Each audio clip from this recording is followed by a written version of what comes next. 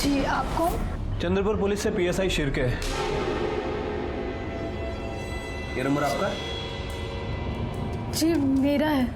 आपसे कुछ बात करनी है। आइए। आप जानती हैं इसे? जी सर, ये विजू है, हम लोग साथ में रहते हैं। साथ में मतलब लिव इन रिलेशनशिप में? जी, पर हम लोग जल्दी शादी करने वाले हैं। पर ये सब आप क्यों पूछ रहे हो? वो क्या है कि विजू का मर्डर हो गया है। क्या?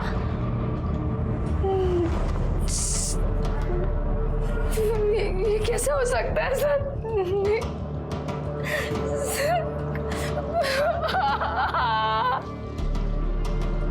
देखिए, संभालिए अपने आप को। मैं जानता हूँ कि ये सही समय नहीं है आपसे बात करने का, फिर भी विजू के कातिल तक पहुँचने के लिए हमें आपकी मदद चाहिए। गांव में विजू की फैमिली बिल्कुल सपोर्ट नहीं कर रही है, इसलिए आप जो भी विजू के बारे में या उसकी फैमिली के बारे में जानती हैं प्लीज़ बताइए हमें। सर, विजू 4 साल पहले पुणे में आया था। एक टूर्स एंड ट्रैवल्स कंपनी में हमारी मुलाकात हुई। वहाँ पे मैं काम करती थी। हमारा मिलना जुलना बड़ा प्यार हो गया। 2 साल पहले हम लोग यहाँ एक साथ शिफ्ट हो गए थे। हम शादी भी करने वाले थे सर, पर हम दोनों चाहते थे कि शादी से पहले हमारा खुद का घर हो।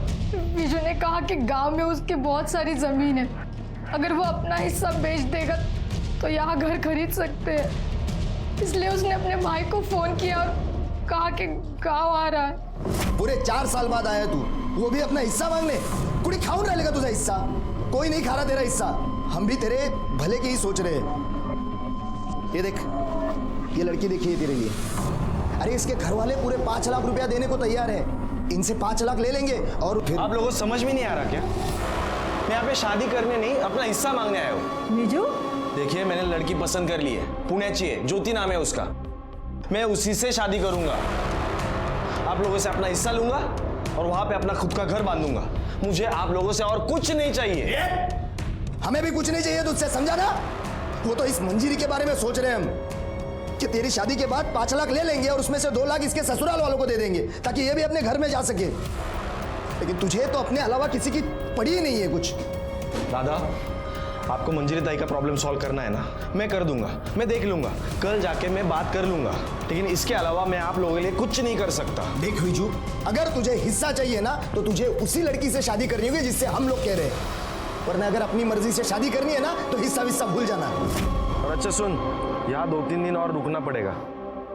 अरे यार, अभी चेक किया, वो प्रॉपर्टी में मेरा नाम ही चढ़ाया नहीं गया है। वो सब ठीक करने में 2-3 दिन तो लगेगा ही ना। और मंजरी ताई की ससुराल की प्रॉब्लम भी तो सॉल्व करनी है। अच्छा ठीक है, अपना ख्याल रखना। हाँ, लेकिन विजू की फैमिली ने हमें ये नहीं बताया कि विजू वहाँ पे अपना हिस्सा लेने गया था। सर, वो उसी के लिए गया था, उसने मुझे बोला नहीं। और मैं समझ गई थी कि बंटवारे को लेकर बहुत टेंशन है सर। ज्योति के साथ बात करने के बाद इस केस का एंगल जो सामने आया वो काफी स्ट्रांग था। अब ये केस बंटवारे और आपसी झगड़ों का ज्यादा लग रहा था। दीनू और मंजीरी के ससुराल वालों का झूठ सामने आया था और मंजीरी के कॉल रिकॉर्ड में किसी भी अनजान व्यक्ति का नंबर नहीं मिला था। लेकिन ये सब होने के बावजूद भी कातिल कौन है ये हमारे समझ में नहीं आ रहा था। और इस केस को जल्द से जल्द सॉल्व करना जरूरी था क्योंकि विजू की बॉडी को चौराहे पे पड़े 4 दिन बीत चुके थे और हमारे पास वक्त बिल्कुल नहीं था।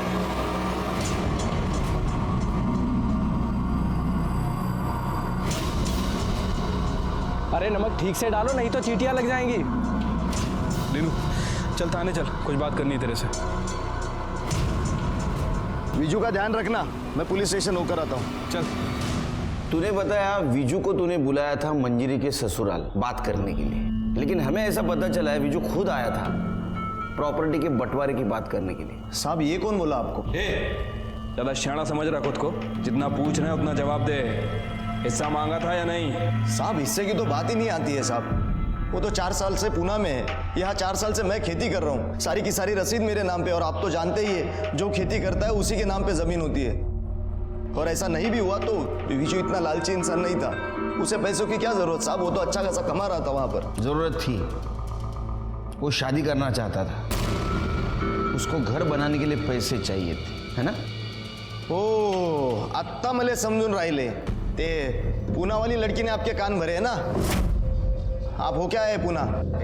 नहीं साहब, विजू भी दिन भर उसके साथ फोन पर लगा रहता था। उसे क्या लगता है वो हमसे हिस्सा मांगेगी और हम दे देंगे?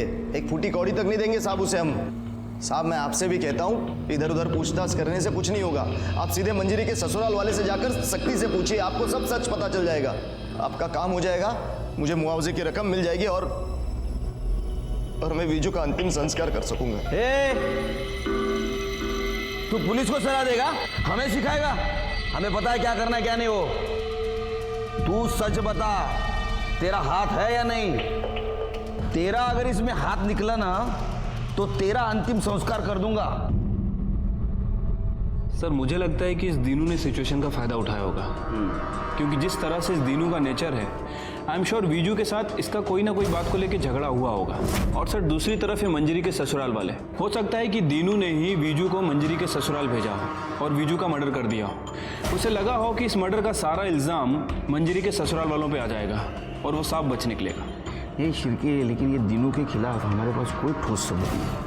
उसके खिलाफ अगर हमने कोई कार्रवाई की तो उसके सपोर्ट में जो गांव वाले हैं और जो मंजरी के ससुराल के खिलाफ है वो सब हमारे खिलाफ हो जाएगा। तुम एक काम करो शिरके, कल मंजरी के ससुराल के पड़ोसियों से पूछताछ करो, देखो कुछ क्लू मिलता है क्या। शक्कर बहुत कम है यार। चलो निकलते हैं। शिरके वो, अरे बाबा गेला नहीं अजून? तुम्हारे ड्यूटी का टाइम तो खत्म हो गया। नहीं साहब, वो पुराने केस की मैं एंट्री ढूंढ रहा हूँ सर, मिल जाएगी वैसे चला जाऊंगा। Good night. Good night sir. Good night Pawar. Good night sir.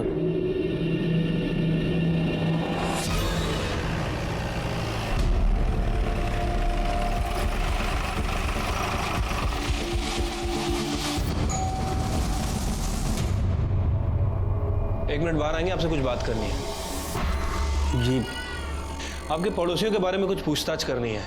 ये जो मंजरी और सुशील हैं, इन दोनों के बीच कुछ अनबन चल रही थी क्या? सर सुशील की शादी के बाद से ही परेशानी चल रही थी। वैसे बहुत बदतमीज लोग हैं सर, पैसे का बहुत घमंड है उनको। इंसान को इंसान नहीं कहते सर।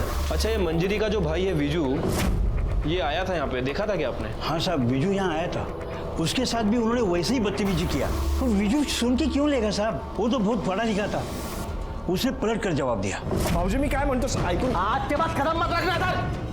मैं तमीज से बात कर रहा हूँ, आप भी तमीज से बात कीजिए। तू चल ना, अभी तमीज अपने पास रख। चल निकल, मेरी बात तो सुनिए प्लीज। निकल जा यहाँ से वरना जान से मार दूंगा। चल।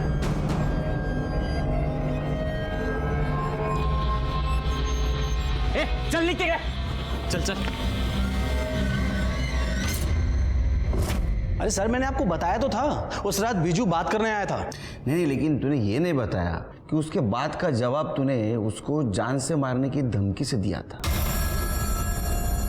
क्या झगड़ा था उसके साथ, सच बता, वरना घमंड तोड़ना अच्छी तरह से आता है हमें।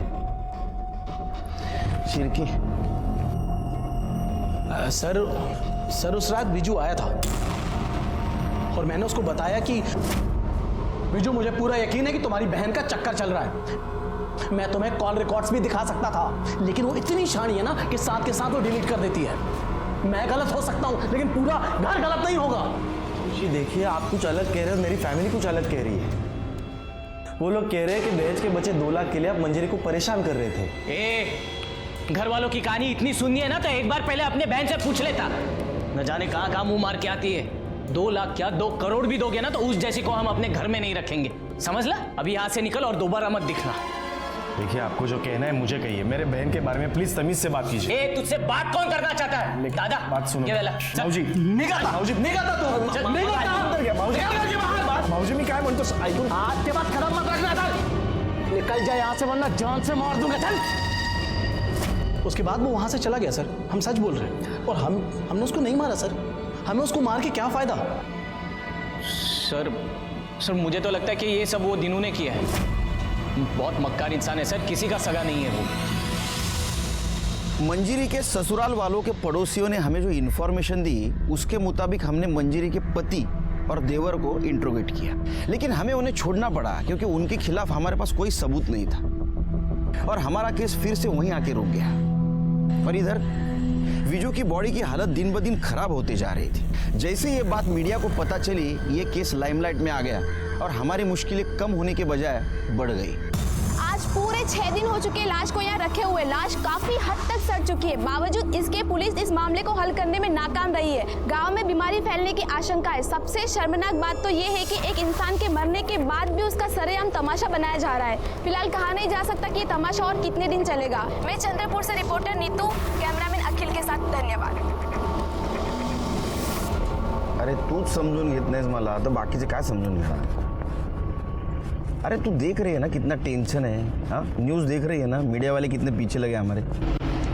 अरे हाँ बाबा, पहुंच रहा हूँ आधे घंटे में घर में। स्लो कर स्लो कर स्लो।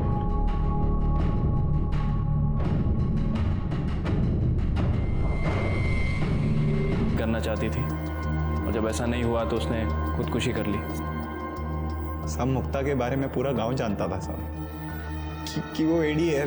किसी से भी प्यार होता था साहब उसको। तो एक बार बोली बकरे से प्यार है मेरे को, बकरे से शादी करनी। मैं कह तो आप सोचो साहब, ऐसे बहन को मैं कैसे अपने दोस्त के गले बांधता साहब। एकदम दिमाग से कमजोर थी साहब। शादी के बारे में मैं सोच ही नहीं सकता साहब। पागलपने में कुएं में कूद गई। सच बोल रही है? सच बोल रहा हूँ साहब। मैं दोस्त था साहब मेरा, मैं तो मार ही नहीं सकता उसको। प्यार करता था मैं उसको। न खाना खाया जा रहा, न काम किया जा रहा। क्या काम करता है तू?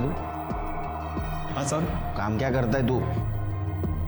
मैं साहब ये खेत में मजदूरी करता हूँ साहब। मैं लोगों के ये फसल लगाना, काटना, यही सब काम करता हूँ साहब। मैं गरीब आदमी हूँ साहब।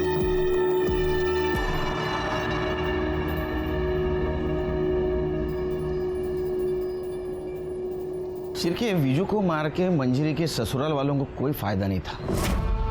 हाँ दीनू को जरूर फायदा होता। हो सकता है उसने विजू को मारा हो और इनोसेंट बनने का नाटक कर रहा हो। लेकिन सर, जिस तरह के घाव हमने विजू की बॉडी पर देखे हैं, उन्हें देखकर तो ऐसा ही लगता है कि उसे बदले की भावना से मारा गया है। और सर, बदला लेने का मोटिव सिर्फ एक आदमी के पास है और वो है जग्या। हो सकता है कि अपने दादा की मौत का बदला लिया हो। सिरके, ये जग्या से तुम्हारे स्टाइल से पूछताछ करो और एक काम करो, दीनू का घर और मंजिरी का ससुराल अच्छी तरह से छानबीन करो। वो मर्डर वेपन मिलना बहुत जरूरी है हमारे लिए। ठीक है सर। अगर वो नहीं मिला तो फाइल बंद और हमारे रेपुटेशन के लिए अच्छा नहीं होगा। पवार, पूरे घर की तलाशी लेना, एक एक खोना, छोड़ना नहीं कुछ भी। अरे आप लोग कहाँ जा रहे हैं? तलाशी लेनी है आपके घर की। आप ऐसा कैसे कर सकते हैं? पवार, पाटिल मैडम,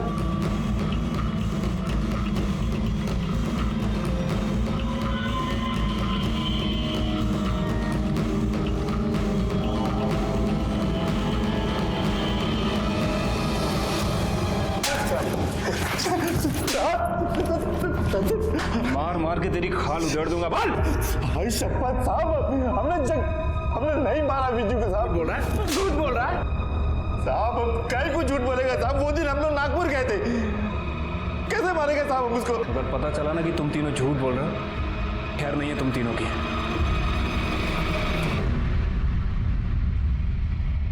देखिए, हमें हमारा काम करने दीजिए। आप बैठिए यहाँ पे। अरे साहब क्या कर रहे हैं? कुछ नहीं मिलेगा साहब, सुनो मेरी बात। अरे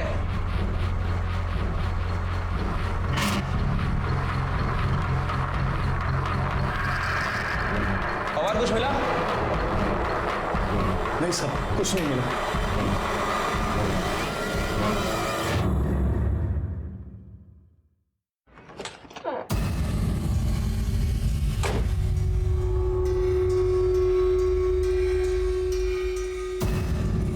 पवार। हाँ सर। हटाओ ये सब, डिग्गी में चेक करो।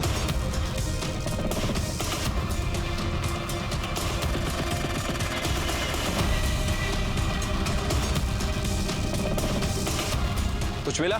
नहीं साहब, गाड़ी में कुछ नहीं मिला।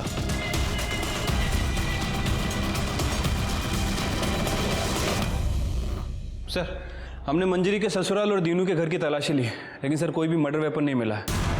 और वो जगिया के दोस्तों से भी पूछताछ की है। सर, उन सभी का यही कहना है कि उनने विजू को नहीं मारा है। सबके बयान को क्रॉस वेरीफाई किया है, सबकी एलिबाई को भी चेक किया है। उस दिन सब लोग नागपुर में थे।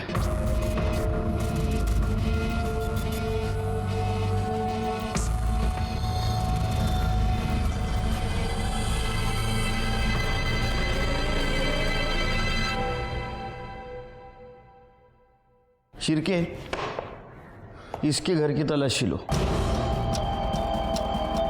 गंगा का कहना था कि वो विजू का बहुत अच्छा दोस्त है। अगर अच्छा दोस्त है तो पिछले 4 सालों में उन्होंने बात क्यों नहीं की, और अभी 6 दिन से वो बॉडी के पास क्यों बैठा है? चलो पता कर दे इनकी दोस्ती किस टाइप की है।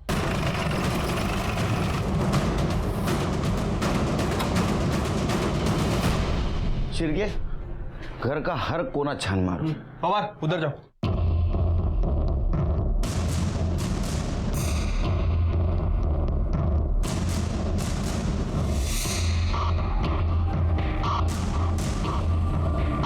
सर, कहीं कुछ नहीं मिला।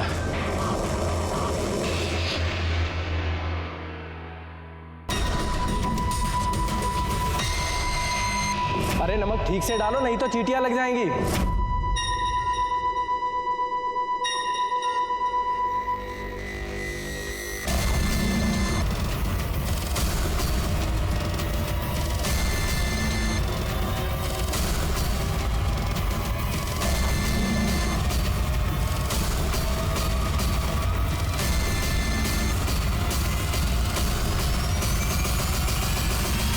हेलो, खोदो।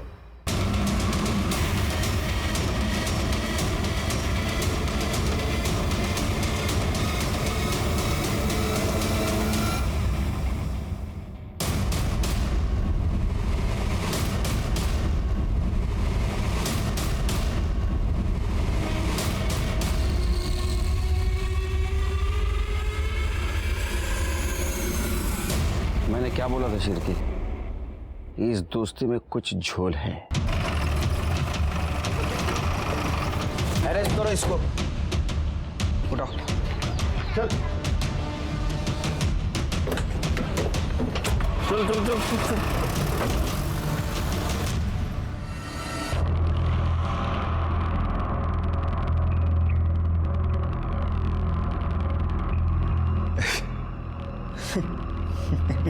मतलब आपको मिल ही गया ये? आपको पता ही चल गया कि मैंने मारा विज्जू को? अब बता क्यों मारा? साहब, मेरी बहन ना पागल थी एकदम, और मैं अपनी पागल बहन को विज्जू के गले नहीं बांधने वाला था, पर विज्जू को मेरी बहन का मजाक नहीं उड़ाना चाहिए था। उसके पागलपन का मजाक उड़ाया उसने बेइज्जती करी मेरी बहन की। देख भाई, मैं तो जा रहा हूँ शहर, मैं तो मजे करने वाला हूँ भाई, लेकिन तू तेरी पगली बहन को छोड़ के कहीं जा भी नहीं सकता। उसके साथ तो कोई शादी भी नहीं करेगा। इंसान छोड़, जानवर के साथ प्यार होता है उसको, कुत्ते बिल्ली बकरे किसी के साथ भी। मेरे पास ना एक आइडिया है, तो अगली बार ना किसी से भी प्यार हो जाता है ना उसको, अगली बार ना उसको किसी कुत्ते बिल्ली बकरी के साथ प्यार हो जाएगा ना, तो उसकी शादी करवा दे यार फटाफट। और वैसे भी उसको इंसान और जानवर में फर्क क्या नजर आता है? कुत्ता बिल्ली बकरा शादी का। मेरे दिल में बैठ गई वो चीज। मैं तब तो कुछ नहीं कर पाया मैं, पर जब इस बार वो आया ना गांव वापस, मैंने कहा अब तो। बात तो सुनिए प्लीज। निकल जाए यहाँ से वरना जान से मार दूंगा। चल। पता नहीं क्या समझते अपने आप को, कोई बात करने की तमीज होनी चाहिए ना। और फिर मैंने अपनी बहन के मजाक का मैंने बदला ले लिया मैंने साहब। है कि नहीं साहब? कौन मजाक उड़ाता है? पागल का मजाक कौन उड़ाता है? ले जाओ इसको।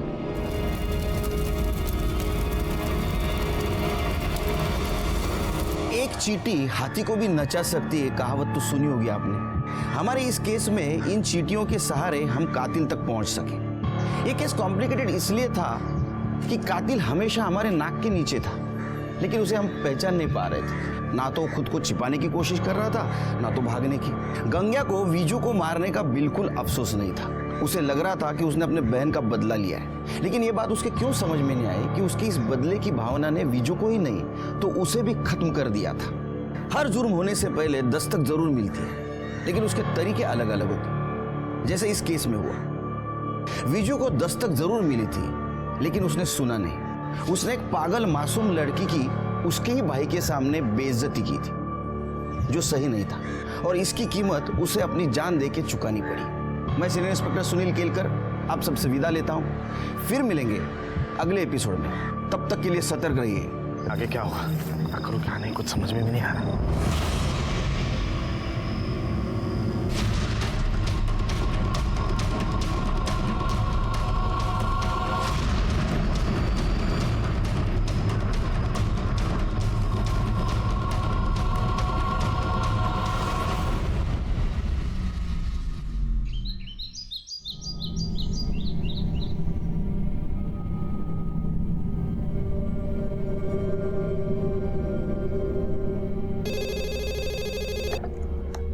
नमस्कार, चंद्रपुर पुलिस स्टेशन।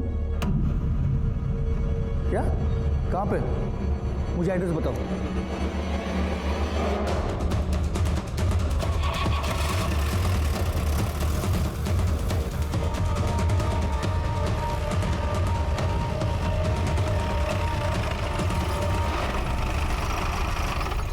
साहब मेरा नाम ढूंढू है। हाँ। मैंने आप लोगों को फोन किया था। लाश कहाँ है? उधर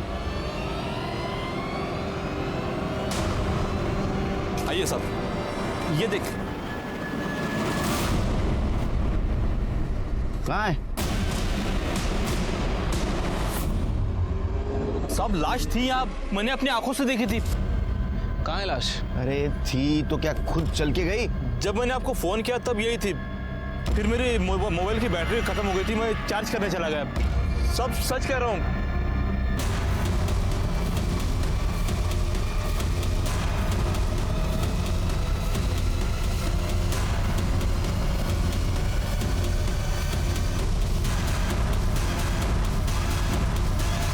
शिरके, जितना खून बहा है उस हिसाब से आदमी का जिंदा रहना मुश्किल है। मतलब लाश यहाँ थी,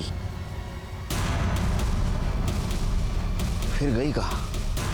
सर हो सकता है कि जिसने मर्डर किया हो उसी ने बॉडी को गायब किया हो। ढूंढू, ये जो जिसकी बॉडी थी इसकी शक्ल वकल हुलिया वगैरह कुछ याद है? सब जैसे कपड़े पहने थे, गांव का नहीं शहर का लग रहा था। गांव में वैसे भी हम सब एक दूसरे को पहचानते हैं। 25-30 साल का हट्टा कट्टा लड़का था। तब भी शिरके, इसका फोन आने के बाद तुरंत हम यहाँ आ गए और बॉडी गायब हो। इसका मतलब बॉडी गायब करने वाला और बॉडी इधर ही किधर आसपास रहेगा।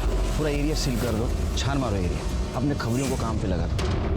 तो बॉडी मिलना बहुत जरूरी है शिरके।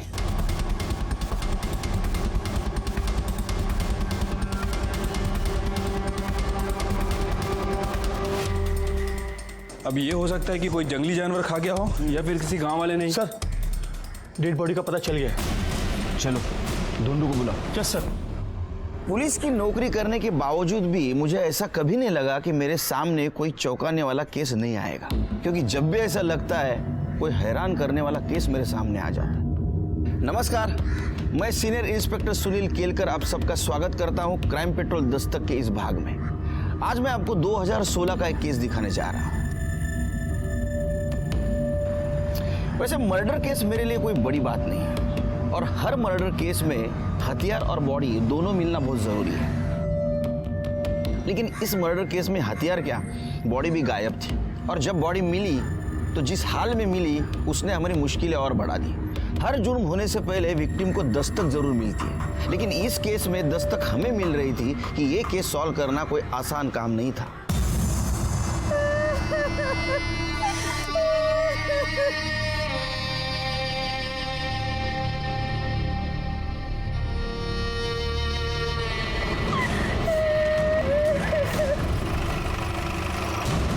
सब यही वो बॉडी है जिसके बारे में सुबह मैंने बताया था आपको।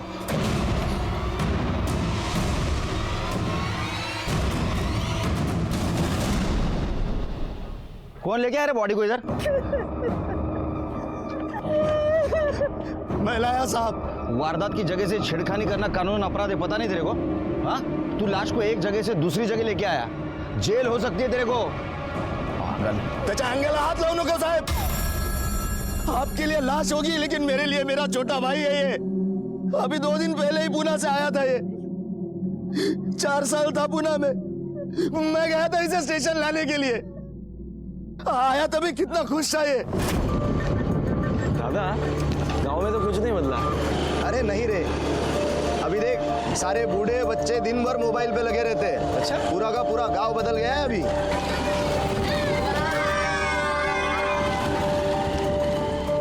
पहचानता ना इसको?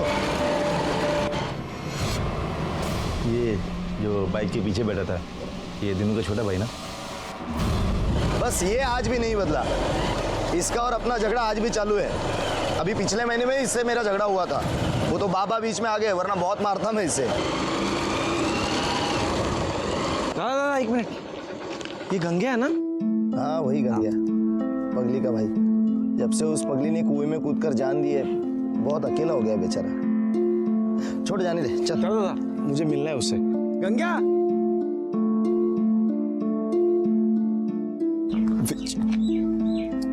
अरे विजय, अरे कैसा है तू? मैं बढ़िया। बाबा तू तो एकदम शहर वाला बन गया। देख कैसा कपड़ा पहना है तू, मस्त एकदम, बाल भी बना है एकदम। अरे क्या जूते लग रहे तू तो। लेकिन तेरे को क्या हो गया गंगे? क्या? ये फटे हुए कपड़े, ये टूटी हुई चप्पल, क्या है ये सब? जान दे, एक काम कर, तू मेरे जूते पहन। अरे नहीं नहीं नहीं, अरे नहीं मानता है मेरे को। चप्पल, अरे नहीं, तू निकाल अरे तेरा। तू क्या? तू आ जा यहाँ बैठ। अरे नहीं दे, ये जूते पहन, पहन। मैं बोल रहा हूँ तुझे पहन। वो एकदम मस्त। हाँ हाँ ना? हाँ, अच्छा लगा तेरे को? अरे वाह, पहन डाल इसमें,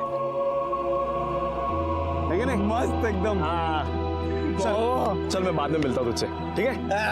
चल चल चल मिलता हूँ। दादा गाड़ी गाड़ी।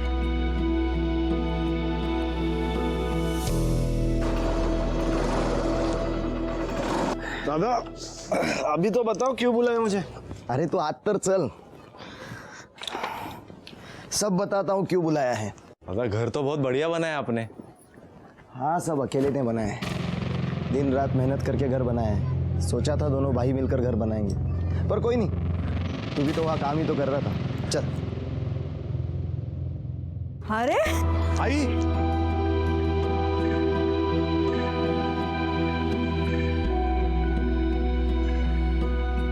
बाबा, ये आपके लिए। कैसा है? ना क्यों लेके आया सबके लिए? आई वो छोड़, ये तेरे लिए। कैसा है बता? छान आहे हा? कोई नहीं, ये तुमच्यासाठी। अरे इसकी क्या जरूरत थी? नहीं जरूरत है।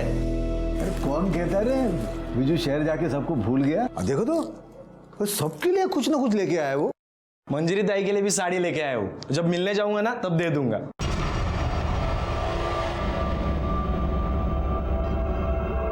क्यों, क्या हुआ?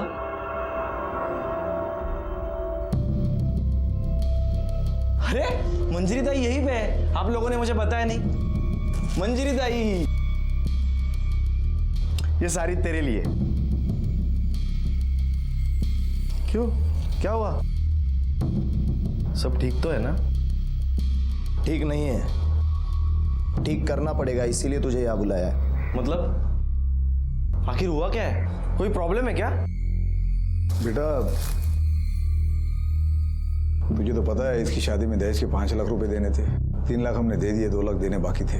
अब इसके ससुराल वालों ने बोला है कि 2 लाख रुपए दे दो, वरना तब तक इसको यहीं अपने ही घर में रहने दो। ये गया था बात करने के लिए, लेकिन तू जाता है, इसका गुस्सा बात बनाने के बजाय बिगाड़ के आ गया। अब तुम ही कुछ कर लो।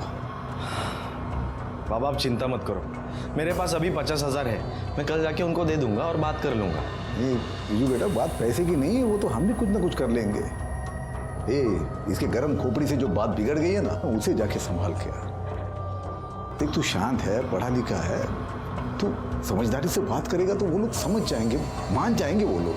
ठीक है बाबा, आप टेंशन मत लो, मैं कल जाके बात कर लूंगा। ताई तू काळजी करू नकोस, मैं आहे ना। अरे गलती मेरी है, मैंने इसे भेजना नहीं चाहा था उनके पास। ये बात करने गया था साहब उनसे। ये देखो, देखिए क्या करके रख दिया उन्होंने, कितनी बुरी तरह से मारा है मेरे भाई को। अरे सुलह नहीं करनी तो ना करते, मारा क्यों मेरे भाई को? क्यों मारा मेरे भाई को? ये देखो, तुम्हारे भाई को किसने मारा ये पता करना पुलिस का काम है, और जिसने भी विजू को मारा होगा उसको सजा जरूर होगी। अभी हमको बॉडी को पोस्टमार्टम के लिए ले जाने दो। एम्बुलेंस बोलो। ओ साहेब, विजू का शरीर यहाँ से कहीं नहीं जाएगा। अरे मुझे इसकी मौत के मुआवजे का पूरा 5 लाख रुपए मिलना चाहिए, उसके बाद ही ये शरीर यहाँ से हिलेगा। देखो, साबित होने नहीं होने से मुझे कोई फर्क नहीं पड़ता, मुझे बस मुआवजे की रकम चाहिए। पागल हो गया क्या? देख, ऐसा कोई कानून नहीं है जिसमें। ओ साहब, मैले कानून नका सीखू। आपको पता नहीं है ना, तो जाओ पता करके आओ। 1959 में भी ऐसा ही केस हुआ था, जहां मेरे दादाजी पर मर्डर केस लगा था। तभी इसी पंचायत ने मेरे दादाजी को मरने वाले के घर वालों को 500 रुपए मुआवजा देने के लिए मजबूर किया था। आपको झूठ लगता है? यकीन नहीं होता मेरी बात पर? मुखिया जी यहीं पर खड़े, पूछ लीजिए उन्हीं से। अब इस मामले में मैं आपकी कोई मदद नहीं कर सकता। दीनू बराबर बोल रहा है, वो मुआवजा मिलने के बाद ही अंतिम संस्कार हो पाएगा।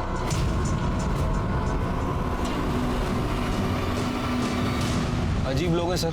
2016 में भी पंचायत का कानून चला रहे हैं। पता नहीं कौन सा 1959 की बात कर रहे थे। शिरके, ये गांव का मामला है, यहाँ हमारे स्टाइल से इन्वेस्टिगेशन नहीं चलेगा। मैं काम करता हूँ, इस केस के रिगार्डिंग डीएसपी साहब से बात करता हूँ, कानूनी सलाह भी लेनी पड़ेगी। तब तक तुम एक काम करो, ये विजू का कॉल रिकॉर्ड चेक करो और मंजरी के ससुराल वालों से भी पूछताछ करो। शायद विजू के मर्डर में उनका भी हाथ हो सकता है। ठीक है सर। 1959 में भी इसी गांव का केस था, जिसमें दलाराम वर्सेस स्टेट में दलाराम को विक्टिम के फैमिली को 500 रुपया मुआवजा देना पंचायत ने तय किया था, जिसे कोर्ट ने भी मान लिया था और उसी के बाद अंतिम संस्कार हो पाए थे। ये केस भी सेम है, तो आपको लॉ के हिसाब से ही चलना पड़ेगा और मुआवजा सिर्फ विक्टिम के फैमिली के कहने से नहीं दिया जा सकता। उसमें सबसे जरूरी बात यह है कि मंजरी के ससुराल वालों पर यह मर्डर का चार्ज साबित होना चाहिए।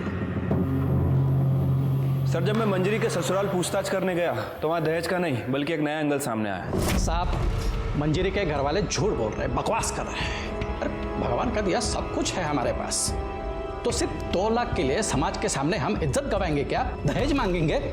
खोटे बोलता है इतने। नहीं, ये बात सही है कि विजू यहाँ आया था और हमने उसे मंजरी के मायके जाने की असली वजह बता दी थी। असली वजह मतलब उनकी खुद की बेटी मंजिरी, तीच तर खरं कारण आहे या झगड्याचं। ऐसा क्या किया था मंजरी ने? मैं बताता हूँ। मंजरी का चक्कर चल रहा था, उसको किसी आदमी का फोन आता था जिससे वो घंटों बात करती थी। एक दिन मैंने पूछ लिया, किससे बात करती हो, कौन है ये आदमी? तो उल्टा वो मुझ पर भड़क गई कि मुझ पर नजर रख रहे हो, उसके मामले में ना पढ़ूं और अपने काम से काम रखो, नहीं तो वो सबको बदनाम कर देगी। अरे आप बताओ साहब, मैं उसका पति हूँ ना, इतना हक तो रखता हूँ ना। वो मुझे धमकी दे रही थी, इसलिए मैं उसको उठा के उसके मायके छोड़कर आ गया। उसके बाद आया उसका भाई विजू, मैंने उसे सारी बात बता दी। उसका भाई पढ़ा लिखा और समझदार था, बात को समझा और उसके बाद वो चला गया। अभी बताओ हम लोग